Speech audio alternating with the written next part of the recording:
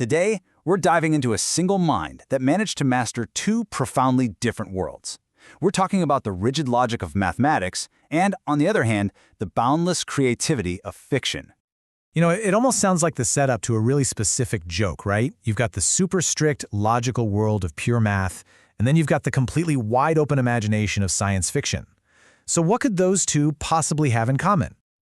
Well, the answer is actually surprisingly simple. It all comes down to one man. And that man, the guy living right at the intersection of these two universes, was Eric Temple Bell. So, who was he? Well, Eric Temple Bell was born in Scotland, but he really made his name over in the United States as a prominent academic. But, and this is the key, his public career, that only tells part of the story. I mean, think about the time he was alive. His life stretched from the late 1800s all the way to the dawn of the space age. That's a huge period of change. And we're going to see that one year in particular, right there in the middle, 1924, was a really big deal for his career. And this contrast, this is really the heart of his entire story. I mean, by day, he's this respected professor at Caltech, a total expert in something called number theory. But then he had this whole other life. He was a storyteller, writing novels and wild science fiction. Okay, so let's dig into the first half of this puzzle. Let's talk about Bell, the mathematician. This was his public persona, right? This is who everybody in the world of science and academia knew him as. And his resume was, wow, just impeccable. He went through some of the absolute top institutions in America. We're talking Stanford, Columbia. Then he got faculty jobs at the University of Washington and Caltech. And his work was so good, it got him into these elite groups like the National Academy of Sciences. This guy was a true academic heavyweight. But he wasn't just a professor, you know. He was a genuine innovator. He actually came up with concepts that are still named after him today, things like the Bell series, Bell polynomials, and the very famous Bell numbers. And these are foundational tools in a branch of math called combinatorics. And his main area of focus was super deep and specialized. Number theory is one of the purest forms of math out there. It's all about exploring the fundamental properties of numbers themselves. This abstract world of integers.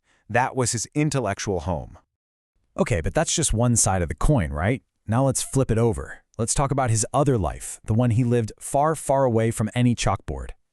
Because, get this, for all the time he spent deep in the logical, certain world of numbers, a whole other part of his brain was off exploring things that were wildly uncertain and completely fantastic.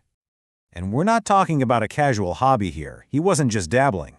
He wrote under a pen name John Taine and became a really prolific science fiction author. He was publishing stories about lost worlds and cosmic threats way back in the genre's early days. Plus, he also wrote novels and even histories of mathematics, a perfect way to fuse his two passions. So how do we wrap our heads around this? How does one guy who is a master in two totally different fields leave a lasting mark?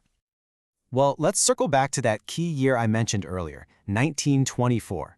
Because that year just perfectly sums up where he stood in the world of mathematics. You see, in 1924, he won the Bowsher Prize. And that's not just any award. It's one of the highest honors you can get from the American Mathematical Society. Winning that prize basically cemented his reputation as one of the top mathematicians of his time. His legacy is still very much alive in the concepts he created. Let's take those Bell numbers, for example. They answer a question that sounds simple but is actually really complex.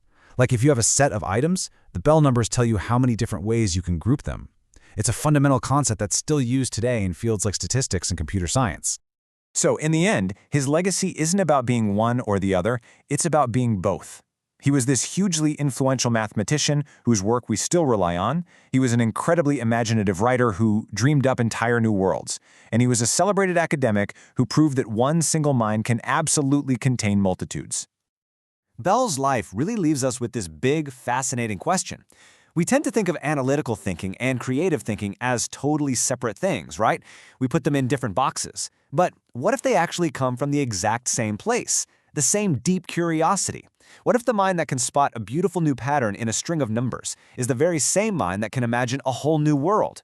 The story of Eric Temple Bell seems to suggest the answer is a resounding yes.